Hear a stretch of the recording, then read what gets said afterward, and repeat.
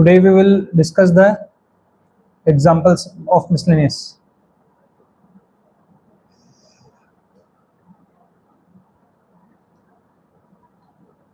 Okay.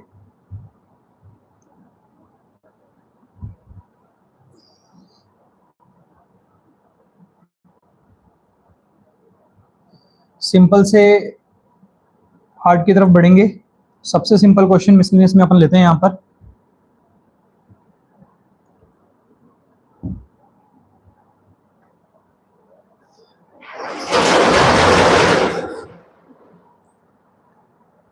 Example 27 says if these four are position vector of points A, B, C, D, then find the angle between AB vector and CD vector and deduce that AB vector and CD vector are collinear. So if we have position vector of 4 points, then how can we find the angle between AB vector and CD vector? Tell me. How can we find? First of all, आपको समझना होगा कि हमें angle find करना है और किन दो वेक्टर के बीच में फाइंड करना है, ए बी वेक्टर और सी D vector.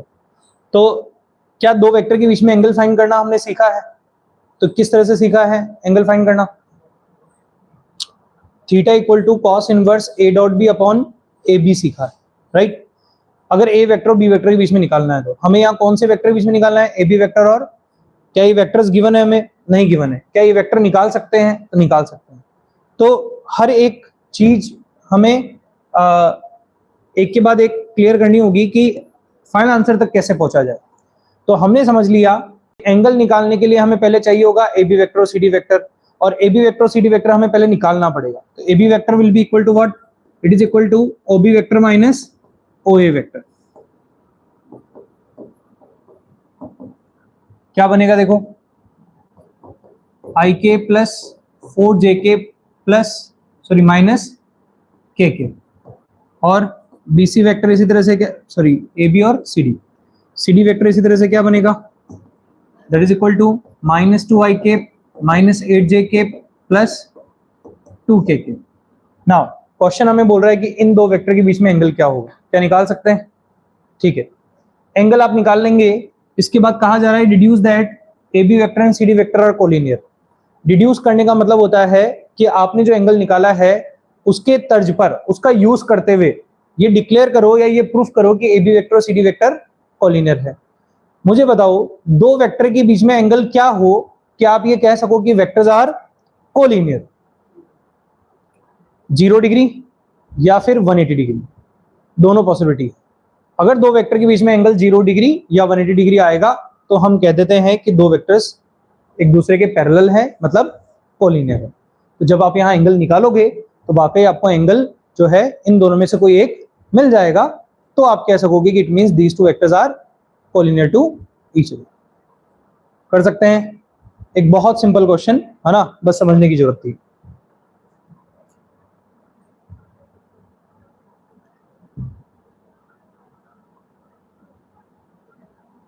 Next,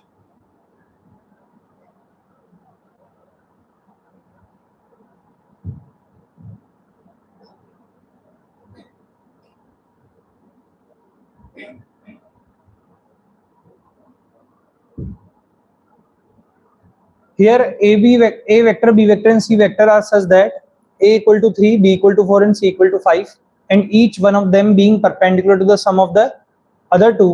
Find magnitude of A vector plus B vector plus C vector.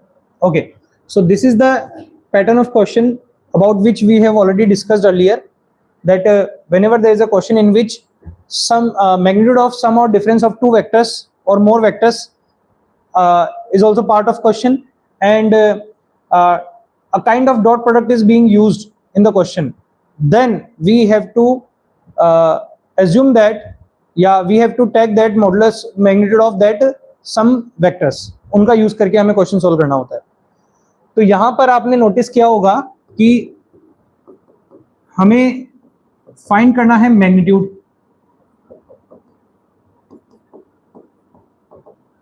और अगर आप डॉट प्रोडक्ट को ढूंढ रहे हो तो वो एक्चुअली स्टेटमेंट में है। कौन से स्टेटमेंट में है? Each one of them being perpendicular to the sum of other two. इस स्टेटमेंट से ये मीनिंग निकल रहा है कि A vector is perpendicular to B vector plus, और इससे ये बात कही जा सकती है कि, सही लिखा, और इससे ये बात भी लिखी जा सकती है। सिमिलरली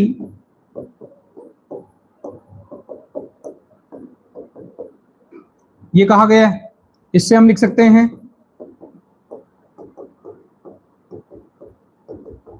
ऐसा, और सिमिलरली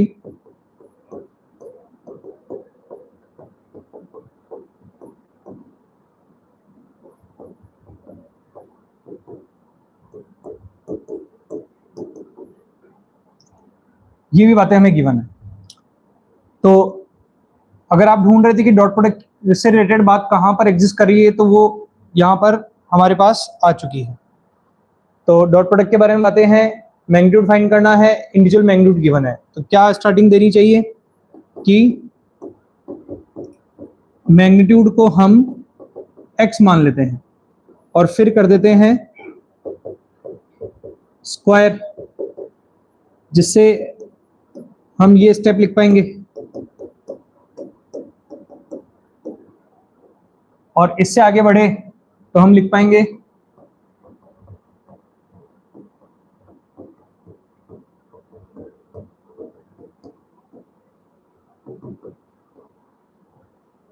इसको सॉल्व किया तो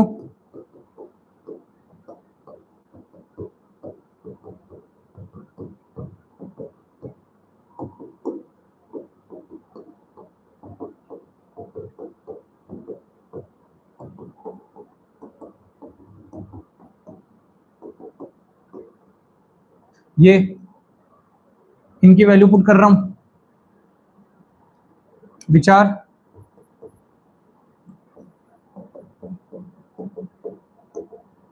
और अगर बात करें इनकी,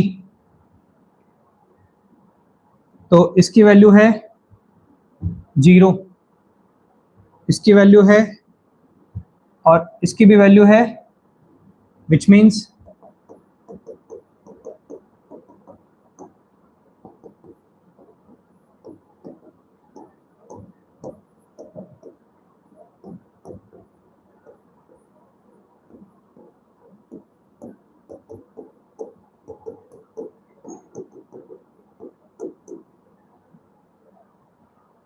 सो finally we got the answer as 5√2। कर चुके हैं हम पहले डिस्कस इस तरह के क्वेश्चन। It's just a revision of those question. Tell me, do you have any doubt? क्या स्टार्टिंग करनी है, समझ में आया? और ऑल द टाइम हमने मैग्नीट्यूड को ही लेकर के स्टार्ट किया है, इफ यू रिमेंबर दैट। ठीक है, कर सकते हैं।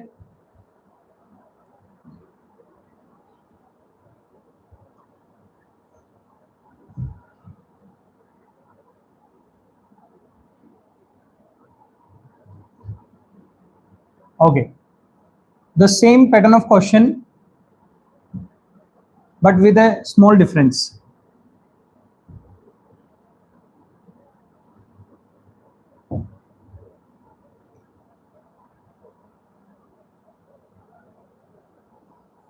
This time we have given sum of vectors is equal to 0 vector. We are set to find this, and individual magnitudes are given. Again, this is a pattern of question in which dot product of some vectors and magnitude of some vectors are involved. So we will do the same procedure for that. We will write that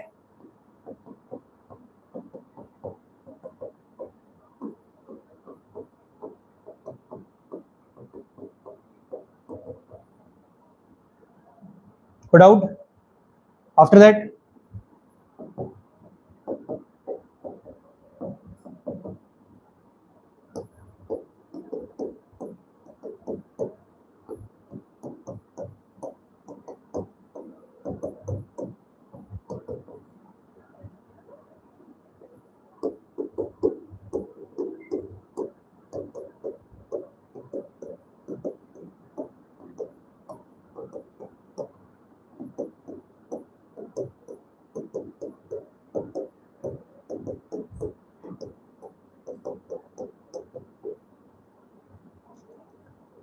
if we put the values of these,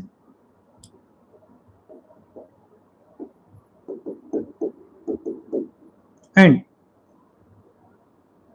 can we say these are same?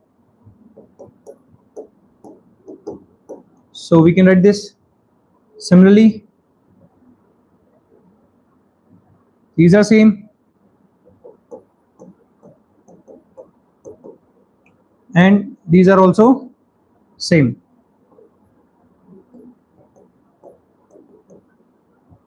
Okay, now if we take common 2 from these three,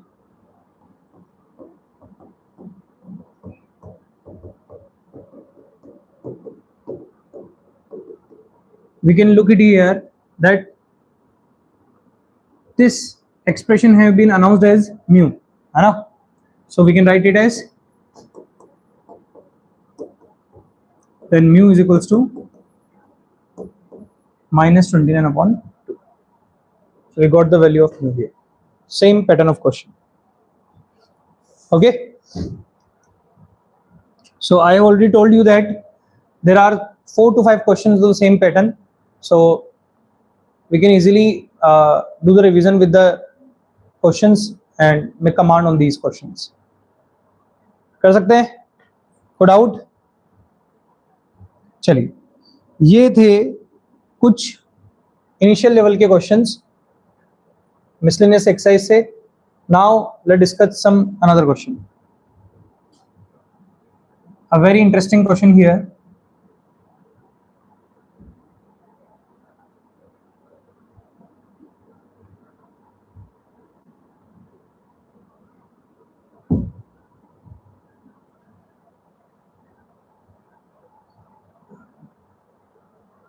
Write all the unit vectors in the xy plane.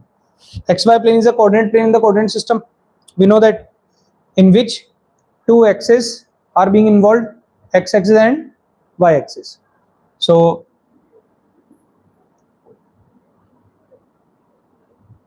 I am making that plane as like this, है ना? हम शुरू से इस तरह से बनाते हैं.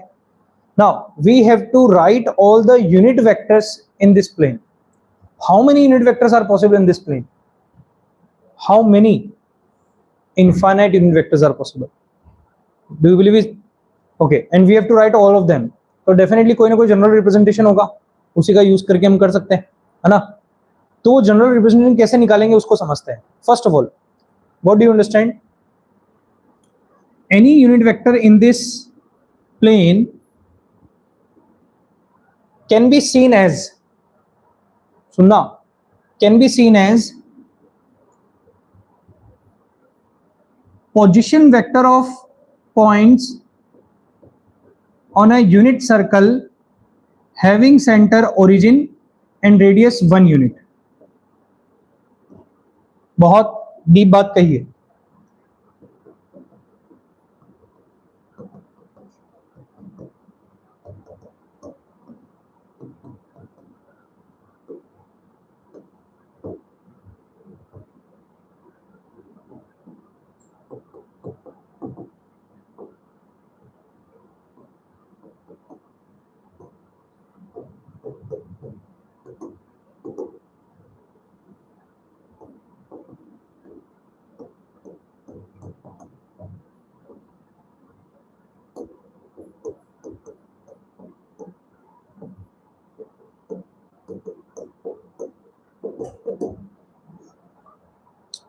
यूनिट वेक्टर किसे कहते हैं?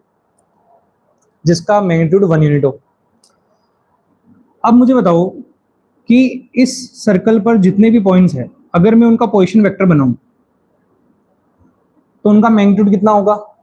1 यूनिट होगा. कारण क्या है कि मैग्नीट्यूड का मतलब ओरिजिन से उस पॉइंट तक की डिस्टेंस. अब ओरिजिन से पॉइंट अगर हम देख रहे हैं तो उस सर्कल की रेडियस बन रही है, और सर्कल की रेडियस हमने कितनी ली है? 1 यूनिट ली है. विच मीन्स कि ये जितने भी पॉइंट्स हैं सर्कल पर, उन सबका पोजीशन वेक्टर जो बनेगा वो यूनिट वेक्टर बनेगा. ये कंफर्म हो चुका है ना? और मैं अगर किसी भी यूनिट वेक्टर को इस प्लेन में देखूं तो फ्री वेक्टर मानते हुए मैं इसको उठा करके कहीं पर भी प्लेस कर सकता हूं from 0 to that point. Free vectors हैं, है ना, उसको उठा करके मैं यहाँ अंदर ले आया, उसको उठा करके यहाँ ले आया, आएगा इसे कहीं ना कहीं तो आएगा, ये तो मानते ही हो, है ना। जैसे कि ये दिख रहा है आपको, अगर इसकी पोजीशन को ट्रेस करें तो शायद ये कुछ इस तरह से नजर आ रहा होगा आपको, दिख रहा है, सेम डायरेक्शन आपको दिख रही होगी, और मैग्नीट्यूड तो दोनों का सेम माना ही अपन ने। इस तरह से ये वेक्टर आपको दिख रहा है, तो इसको आप कुछ इस तरह से मान लो कि इसकी डायरेक्शन सेम चल रही है। तो सबसे पहले तो इस बात को पहचानने की कोशिश करो कि एक्स वाई कोऑर्डिनेट प्लेन पर जितने भी position vector sorry unit vector होंगे, वो सभी यूनिट वेक्टर को हम ऐसा सोच सकते हैं कि वो ओरिजिन से स्टार्ट हो रहे हैं। उन सबके इनिशियल पॉइंट को मैं डिस्प्लेस करके कहां लेके आ गया, ओरिजिन पर लेके आ गया, और उन सबको इकट्ठा कर दिया। अगर मैं इकट्ठा कर दिया मैंने उसको, तो फिर मैं जितने भी वेक्टर्स हैं उनके अगर टर्मिनल पॉइंट को मिला दूंगा, है ना, वन बाय वन मिलाऊंगा, तो मेरे पास कैसा शेप बन के आएगा, सर्कल बन के आएगा। उस सर्कल की दो खास बातें मैं पूछता हूं आपसे, उस सर्कल का सेंटर क्या होगा, ओरिजिन, उस सर्कल की रेडियस क्या होगी, 1 यूनिट। तो वही बात मैंने यहां पर आपको यहां पर लिख कर दी है कि जितने भी यूनिट वेक्टर हैं सबको लेके आ गया, है ना, ये बात क्लियर है। तो अब हमारा काम कितना सा रह गया, हमारा काम ये रह गया, इस सर्कल के जितने भी पॉइंट्स है उनका पोजीशन वेक्टर देखना। कितने पॉइंट्स है सर्कल पर, तो कितने पोजीशन वेक्टर, तो कितने यूनिट वेक्टर, और ये पहले डिसाइड कर चुके अपन, तो हमारा काम बन रहा है। अब कैसे डिसाइड करेंगे वो ध्यान देंगे। मान लेते हैं कि हम एक पॉइंट P यहां पर ले रहे हैं, और इस पॉइंट का पोजीशन वेक्टर बता दिया हमने OP वेक्टर, है ना, ठीक। अब मुझे वो बताओ, इस एंगल को मैं क्या मान लेता हूं, थीटा। क्या मान लिया मैंने बेटा, थीटा, है ना। इस पॉइंट के कोऑर्डिनेट बताओ।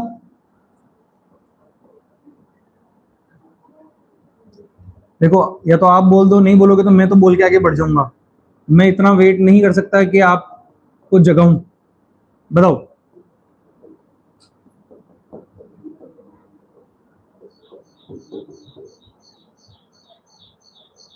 ठीक है। अगर हम इन्हें एक और तरीके से देखें,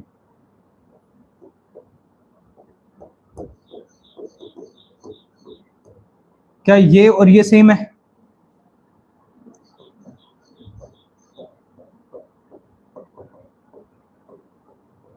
क्या ये और ये सेम है,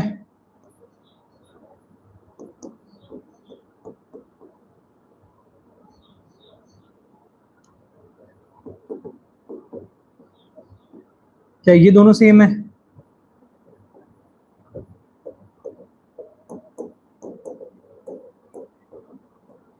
क्या ये दोनों भी सेम है। सुनना, देखो, कनेक्टिविटी बनाएंगे अपन, ठीक है। यहां इस पॉइंट के लिए मैंने 0 डिग्री लिखा, यहां 90 डिग्री लिखा, या 180 डिग्री लिखा, या 270 डिग्री लिखा, कनेक्टिविटी बना रहे होंगे आप। ये भी तो पोजीशन वेक्टर है। OA is the position vector with angle with x-axis equal to 0. OB is a position vector of the point B making an angle of 90 degree with the x-axis. OC vector is a position vector making angle with x-axis equal to 180 degree. OD is a unit vector making angle with x-axis equal to 270 degree, which means what? यहां से क्या समझ में आया कि किसी भी point का पोजीशन वेक्टर के जो कंपोनेंट है वो उस वेक्टर का एक्स एक्सिस के साथ में बनने वाले एंगल पर डिपेंडेंट है। अगर एंगल 0 डिग्री है तो कंपोनेंट बन रहा है 0 डिग्री, cos 0 डिग्री और sin 0 डिग्री। एंगल 90 डिग्री है तो cos 90 sin 90। एंगल 180 है तो cos 180 और sin 180, इस तरह से बन रहा है। तो अगर एंगल थीटा हुआ तो क्या, cos theta comma sin theta, और थीटा हमने किसके लिए चुना था, P के लिए। तो यहां मैं मान रहा हूं कि let angle POA equal to theta, so OP vector will be equal to what, cos theta comma P point is equals to what, cos theta comma, अभी तो मैं पॉइंट के कोऑर्डिनेट लिख रहा हूं, है ना। अब मैं अगर इसको पोजीशन वेक्टर में बदलूं तो इसके साथ क्या लगाऊंगा, आई केप, जे केप या के केप, आई केप बोल रहे हो आप, और इसके साथ फिर के केप कहां गया, आएगा ही नहीं, क्योंकि हम जिस प्लेन के बारे में डिस्कस कर रहे हैं वो है X Y plane, which means यहां ओपी वेक्टर जो बन के आएगा वो क्या बन के आएगा, cos theta I cap plus sine theta J cap plus 0 K cap. नहीं भी लिखोगे तो काम हो जाएगा, लेकिन दिखा दिया अपन ने। यहां तक की गणित समझ में आई क्या, कोई डाउट यहां पर। अब यू कैन सी कि जितने भी पॉइंट्स हैं ये सब पॉइंट एक्स एक्स के साथ में अलग अलग एंगल बनाएंगे, यही इनमें डिफरेंस है, यही एक चीज में डिफरेंस क्रिएट करेगा। इनका मैग्नीट्यूड 1 यूनिट है, ये सब पोजीशन वेक्टर है, सबका इनिशियल पॉइंट ओरिजिन है। अगर इनमें सब में कोई अलग अलग बात है, जितने भी इस सर्कल पर पॉइंट है उन सब में अलग अलग बात क्या है कि उनका पोजीशन वेक्टर जो होगा वो एक्स एक्सिस से अलग अलग एंगल बनाएगा। उस एंगल की शुरुआत कहां से होगी, 0 डिग्री से, और एंड कहां पर होगा, 2 पाई पर, यानी कि 360 डिग्री, है ना। तो अगर मैं यहां पर थीटा की वैल्यू 0 या 0 से बड़ी और 2 पाई से छोटी रख लूं तो जितने भी पोजीशन वेक्टर बनेंगे वो सारे यहां आ जाएंगे क्या,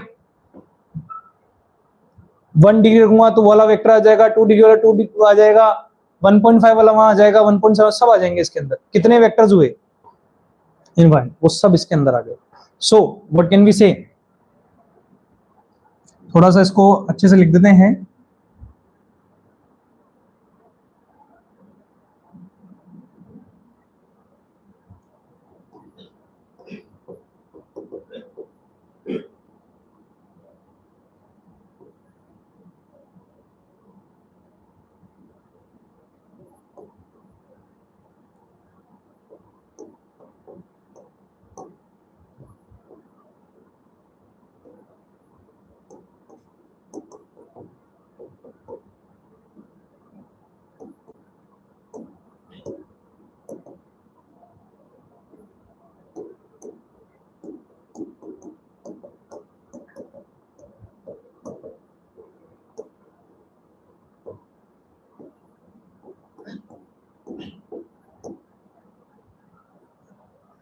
इस तरह से हमने एक्स वाई प्लेन पर जितने भी यूनिट वेक्टर्स हैं उनको यहाँ पर लिख दिया है।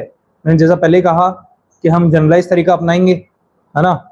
इनफाइनाइट वेक्टर्स हैं तो ये तो बात तय है कि सारे पॉइंट्स हम लोग, सारे वेक्टर्स हम लोग नहीं लिख सकते, ये तो बात तय थी। तो हमने यहाँ पर थीटा का यूज करके उसे इनफाइनाइट लिमिट में चेंज कर दिया कि भाई 0 से लेकर 2 पाई,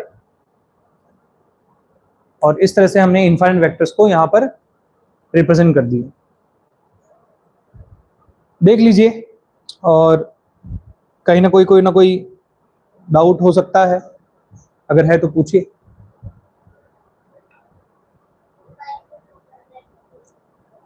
to pi is exactly equal to 0 degree, मतलब वो वेक्टर वापस 0 डिग्री बना देगा ना,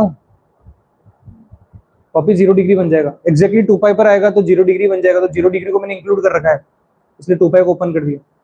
अब 2 पाई को ओपन करना मतलब कि 360 डिग्री को ओपन कर दिया, लेकिन 359.999999 अभी भी इस दायरे में है, और वो हमें चाहिए भी सही, इसलिए जैसे वो 360 बनेगा तो 360 पर तो वापस वो 0 डिग्री के बराबर वाला काम कर देगा। तो हमने एक तरफ इंक्लूड किया, एक तरफ नहीं किया। या तो 0 डिग्री हटा दो, 0 डिग्री पर क्लोज ब्रेड रखे ओपन लगा दो, तो 2 पाई पर क्लोज लगाना पड़ेगा, या 0 पर क्लोज लगा रहे हो तो 2 पाई पर ओपन लगाना पड़ेगा, ये वाली बात।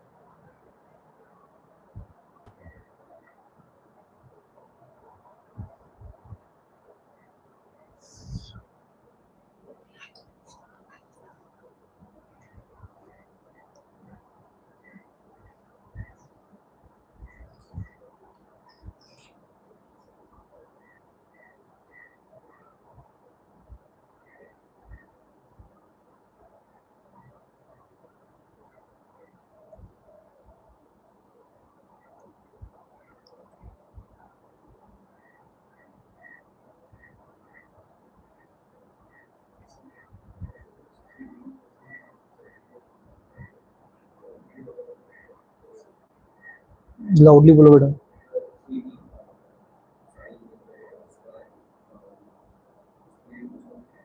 3D में, 3D में तो बन जाएगा ना, 3D में तो और सिंपल है, unit vectors cos alpha, cos beta, cos gamma. समझो, अगर आपने डायरेक्शन एंगल्स और डायरेक्शन कोसाइंस को बहुत अच्छे से समझा हो, तो सबसे पहले तो वेक्टर, किसी पॉइंट का पोजीशन वेक्टर, जितने भी यूनिट वेक्टर्स हैं 3D सिस्टम में, उन सबको हम एक ऐसे स्फेयर के पॉइंट्स का पोजीशन वेक्टर बता सकते हैं जिसकी रेडियस 1 यूनिट और सेंटर हो 0,0,0, राइट। अब उस पर एक पॉइंट मान लेते हैं P, किस पर, स्फेयर पर, और उसका पोजीशन वेक्टर बनाते हैं ओपी वेक्टर। वो पोजीशन वेक्टर तीनों एक्सिस के साथ में कोई ना कोई एंगल बनाएगा, और उसे हम उस वेक्टर का डायरेक्शन एंगल बोलेंगे, यही बोलते आए। तो डायरेक्शन एंगल हम मान लेते हैं alpha, beta, gamma.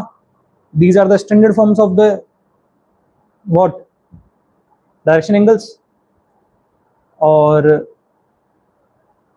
If you can connect की यूनिट वेक्टर के जो स्केलर कंपोनेंट्स होते हैं वो वेक्टर के डायरेक्शन कोसाइंस को रिप्रेजेंट करते हैं, तो डायरेक्शन एंगल्स है तो डायरेक्शन कोसाइंस भी फाइंड कर सकते हैं हम, cos alpha, cos beta, cos gamma. ये वेक्टर के डायरेक्शन कोसाइंस आए तो वेक्टर क्या बनेगा, कॉस अल्फा आई के प्लस कॉस बीटा जे के प्लस कॉस गामा के के। ऐसा कर सकते हैं।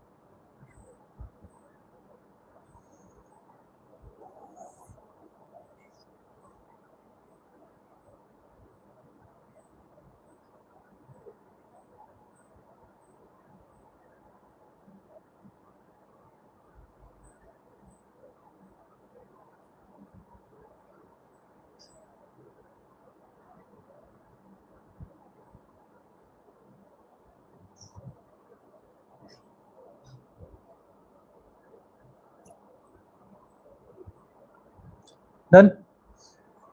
एक नोट लिखो,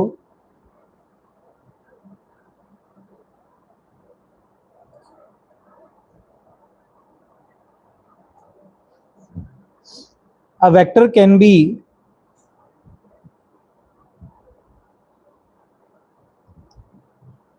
represented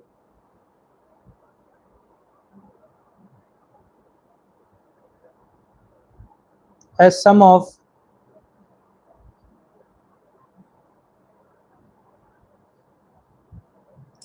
two vectors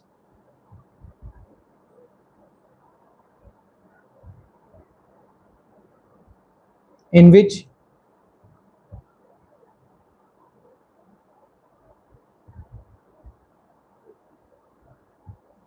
one vector is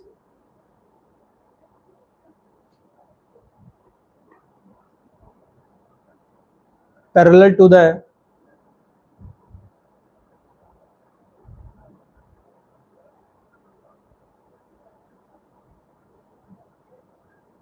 any vector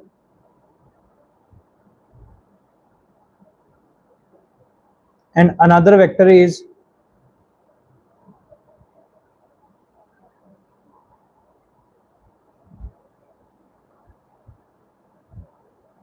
perpendicular to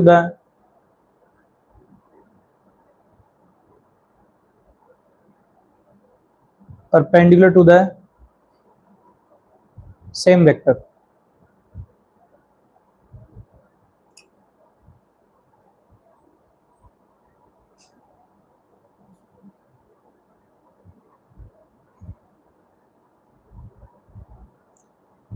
इसके नीचे लिखो, in the simple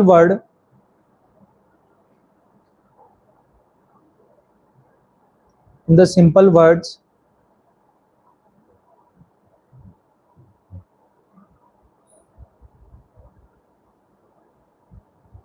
we can understand that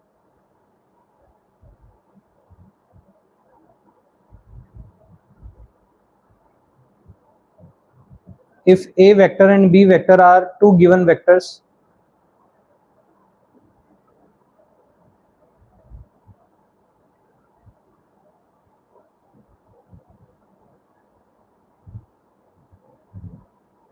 A vector and B vector are two given vectors, then we can represent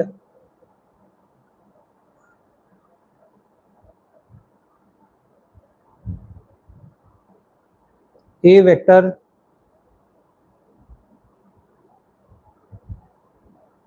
as sum of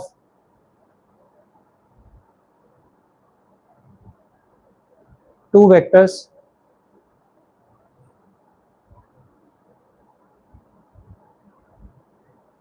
bracket में लिखो A1 vector and A2 vector, bracket में लिखो A1 vector and A2 vector such that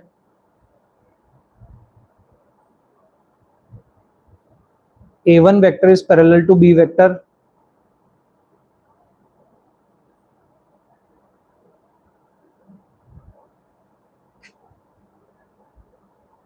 and parallel to B vector, and A2 vector is perpendicular to B vector.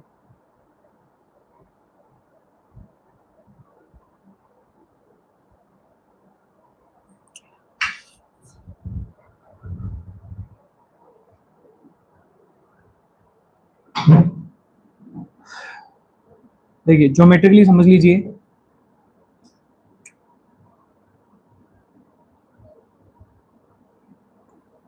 मान लेते हैं कि ये A vector है और ये B वेक्टर है। क्या इन दोनों का मैग्नीट्यूड सेम है? तो हम कहेंगे कि जरूरी नहीं, हो भी सकता है और नहीं भी। क्या इन दोनों की डायरेक्शन सेम है? तो यहां तो क्लियर हो रहा है कि डायरेक्शन सेम नहीं है। फिर भी मैं इस A वेक्टर के दो पार्ट, यानी कि इस वेक्टर को दो ऐसे वेक्टर के एडिशन की फॉर्म में लिख सकता हूं जिसमें एक वेक्टर तो पैरेलल होगा किसके साथ? B वेक्टर के साथ, और एक वेक्टर होगा परपेंडिकुलर किसके साथ? B वेक्टर के साथ। इस A वेक्टर के दो टुकड़े कर सकता हूं मैं, जिसमें एक पार्ट तो B वेक्टर के पैरेलल होगा और एक पार्ट B वेक्टर के, और ऐसा किसी भी वेक्टर के लिए किसी भी वेक्टर के साथ किया जा सकता है। यहां मैंने कोई स्पेशल वेक्टर नहीं लिखवाया, ठीक है। और इससे रिलेटेड एक क्वेश्चन अपने पास है यहाँ पर, और आई थिंक आप लोग ये फिजिक्स वगैरह में यूज करते होंगे जहां तक मुझे ध्यान है ना। इससे रिलेटेड एक क्वेश्चन अपने पास में, वो देख लेते हैं। अपन बोलते हैं कंपोनेंट है ना, एक पैरेलल कंपोनेंट होता है और एक परपेंडिकुलर कंपोनेंट होता है। जैसे मुझे ज्यादा जानकारी तो नहीं है, लेकिन मैं थोड़ा सा फिर भी एक्सप्लेन करने की कोशिश करूं आपको कि एक बॉल है, इस बॉल को एक फोर्स राइट साइड में खींच रहा है और इस बॉल को एक फोर्स इस डायरेक्शन में खींच रहा है। तो हमें लगता है कि इस बॉल को ये जो फोर्स खींच रहा है ये केवल इसे इसी तरह से उठाने में कोशिश करेगा, जबकि ये दो कंपोनेंट बनाता है, एक ये वाला कंपोनेंट और एक ये वाला कंपोनेंट। इस फोर्स के कारण बॉल को इधर भी गति मिलती है और इधर भी गति मिलती है, ठीक है। This is the resulting force, ये रिजल्टिंग है। इसके दो कंपोनेंट बना दिए गए, एक एग्जिस्टिंग फोर्स के पैरेलल और एक एग्जिस्टिंग फोर्स के। भाई ये बात तो तय थी कि अगर ये वाला फोर्स नहीं होता, कौन सा वाला, फर्स्ट वन फोर्स नहीं होता, तो इसको इस कंपोनेंट की जरूरत ही नहीं थी, वो डायरेक्टली ऐसे मूव करता। उसकी मूवमेंट किस तरह से होती? यूं होती, क्योंकि फोर्स ही वैसे लग रहा है ना। लेकिन अब क्योंकि ऑलरेडी एक फोर्स भी एग्जिस्टिंग है जो कि इस डायरेक्शन में है, तो इसको अपना इंपैक्ट दो तरह से क्रिएट करना पड़ेगा, एक जो गिवन फोर्स के पैरेलल होगा और गिवन फोर्स के परपेंड होगा। ऐसी कुछ बातें आप लोगों ने की होंगी, फिजिक्स के अंदर आती हैं। तो उसी तरह से मैं यहां बताना चाह रहा था कि इसके दो कंपोनेंट बन जाएंगे, जो कि अनदर वेक्टर के पैरेलल होगा और एक अनदर वेक्टर के परपेंडिकुलर होगा, ठीक है।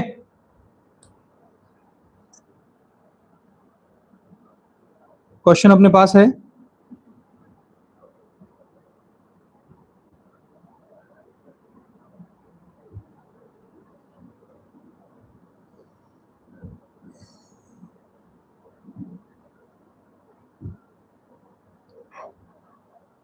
if with reference of the right handed system of mutually perpendicular unit vectors. Okay,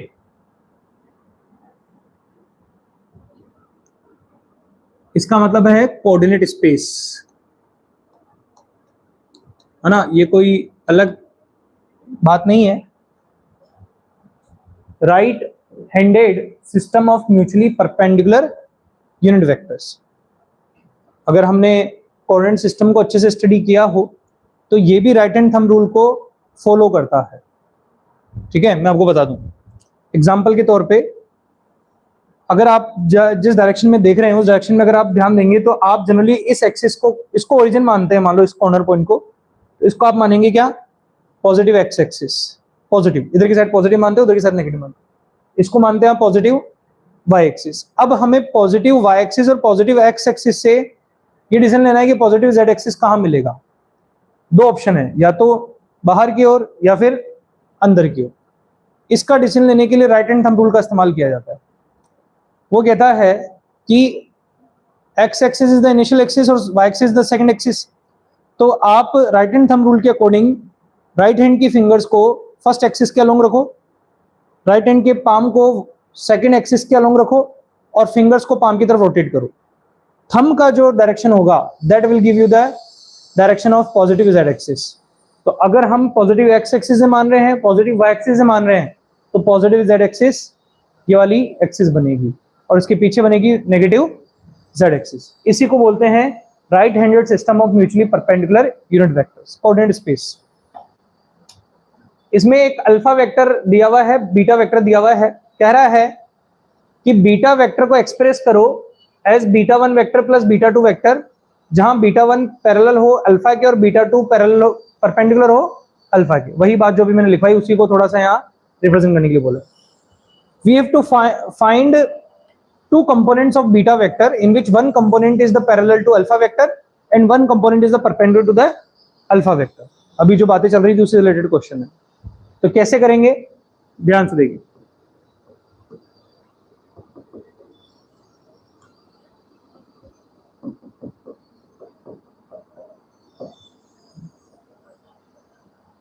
okay, ये बात गिवन है अपने को.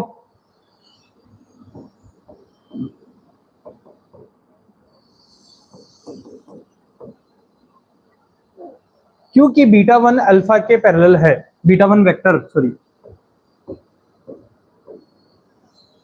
तो मैं बीटा वन वेक्टर को क्या लिख सकता हूं, लैम्बडा अल्फा वेक्टर लिख सकता हूं, जहां लैम्बडा एक स्केलर है. लिख सकते हैं क्या, ये हमने स्टडी में लिया है अपने, है ना. तो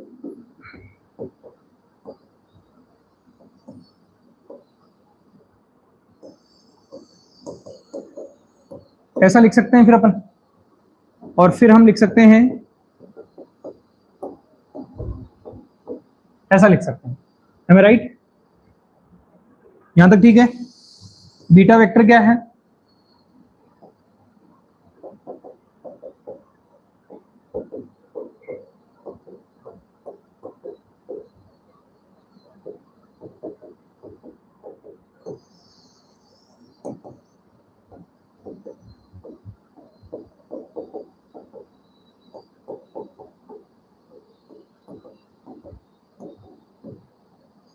ऐसा लिख सकते हैं. Now it is beta two vector. It is also given that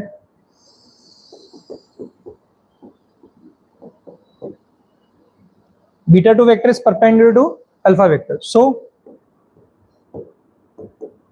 beta 2 vector dot alpha vector must be equal to what, 0. Let's do this.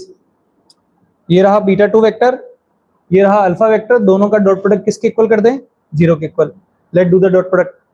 Dot product करना सभी को आता ही है.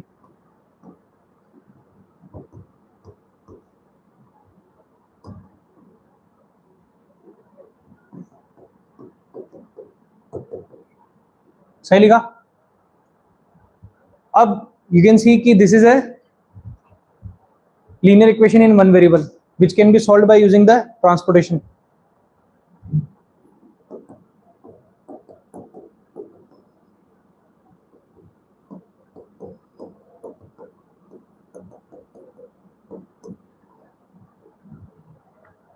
तो लैम्बडा की वैल्यू क्या आ गई 1/2।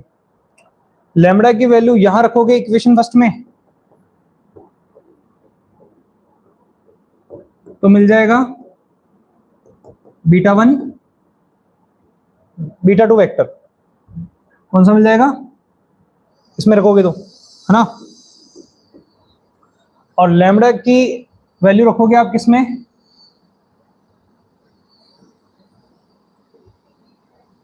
इसको सेकंड कर दो, और from equation first we will get what, β1। इस तरह से हम बीटा वेक्टर को β1 वेक्टर प्लस β2 वेक्टर की फॉर्म में लिख सकते हैं, जहां β1 तो अल्फा के पैरेलल हो और β2 वेक्टर अल्फा के perpendicular. This is the answer.